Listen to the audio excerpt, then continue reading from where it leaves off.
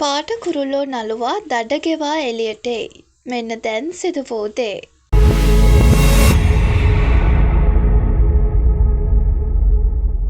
මත්ද්‍රව්‍ය සන්තකයේ තබා ගැනීමේ චෝදනාව මත අත්අඩංගුවට පත්වූ ජනප්‍රිය නළුවා දඩ මුදලක් ගෙවීමෙන් අනතුරුව නිදහස් කළ බව මත්තේගොඩ පොලිසිය පවසනවා.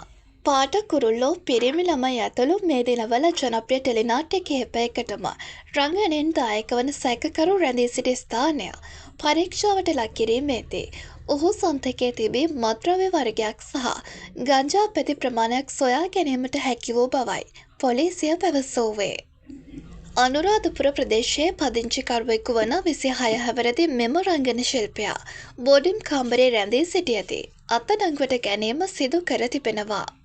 පොලිසිය පවසන පරිදි අත්අඩංගුවට ගත් පිරිස අතර අනුරාධපුර සහ පිළියන්දල ප්‍රදේශවල පදිංචි අවුරුදු 26 සහ 28 වයස්වල පසුවන තරුණයන් තිදෙනෙකු සිටිනවා. මත්තේගොඩ පොලිස් ස්ථානාධිපතිවරයාට ලද රහස් තොරතුරක් මත පිළියන්දල නගර මධ්‍යයේ පිහිටි බෝඩිම් කාමරයක් පරීක්ෂා කිරීමේදී මෙම මත්ද්‍රව්‍ය හසු වී තිබෙනවා.